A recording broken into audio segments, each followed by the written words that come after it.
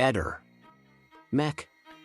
Pallister. Durante le festività natalizie, si è verificata una strage sulle strade italiane, con un bilancio di 11 vittime, e numerosi feriti, tra cui una bambina di 10 anni ancora in prognosi riservata. Il più grave incidente, che ha causato 3 vittime, si è verificato, il pomeriggio di Natale, a Barberino di Mugello, in provincia di Firenze. Nello scontro frontale, sulla strada provinciale 131, hanno perso la vita Leonardo Nutini, 58 anni, e la giovane coppia di professori Ester Raccampo, 29 anni, e Edoardo Lombardi. 2 donne, una zia di 62 anni e la nipote di 40 anni, hanno perso la vita in provincia di Pisa, quando la loro auto è finita in un canale a Bientina. Le donne, rimaste intrappolate dentro la vettura, non sono riuscite a salvarsi. Secondo le prime informazioni, l'auto su cui viaggiavano ha improvvisamente sbandato,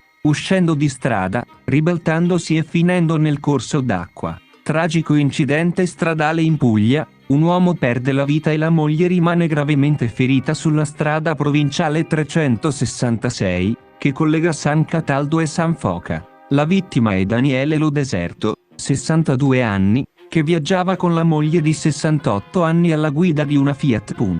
Per cause ancora da accertare, l'auto è uscita di strada e ha urtato un ulivo. Purtroppo, per l'uomo non c'è stato nulla da fare. La donna è stata invece trasportata in ambulanza in codice rosso all'ospedale Vito Fazzi di Lecce. Sul luogo dell'incidente sono intervenuti i vigili del fuoco e i carabinieri. Una signora di 81 anni è deceduta nel pomeriggio di martedì 26 dicembre, a seguito di un tragico incidente stradale, avvenuto nei pressi di Cortemaggiore, nella provincia di Piacenza. Era a bordo dell'auto guidata dal marito, della stessa età, quando il veicolo ha improvvisamente perso il controllo e si è schiantato contro un ponticello in cemento. La donna è purtroppo deceduta sul colpo, mentre l'uomo, rimasto gravemente ferito, è trasportato in eliambulanza all'ospedale di Parma. Sul luogo dell'incidente sono intervenuti i vigili del fuoco e il servizio di emergenza 118.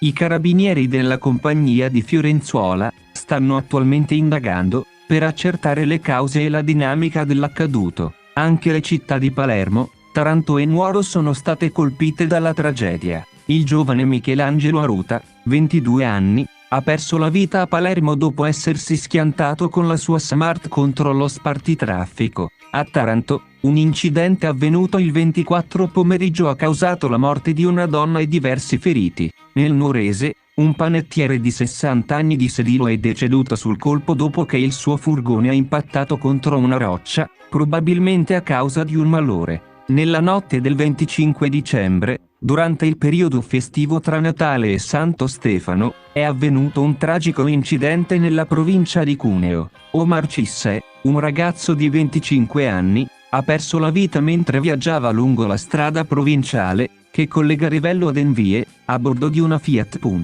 Purtroppo, il veicolo ha perso il controllo, ed è andato a scontrarsi con un muro di cemento. 2 giovani in gravi condizioni a Palermo e Udine, tra cui una bambina di 10 anni. La minore è in prognosi riservata, a seguito di un incidente avvenuto la notte del 25 dicembre, nel quartiere Zen, coinvolgendo 2 veicoli. In condizioni critiche anche un quindicenne, investito da un'auto, mentre pedalava lungo via Lumignacco, il giorno di Natale, a Udine. Ehi, non dimenticare di iscriverti a questo canale.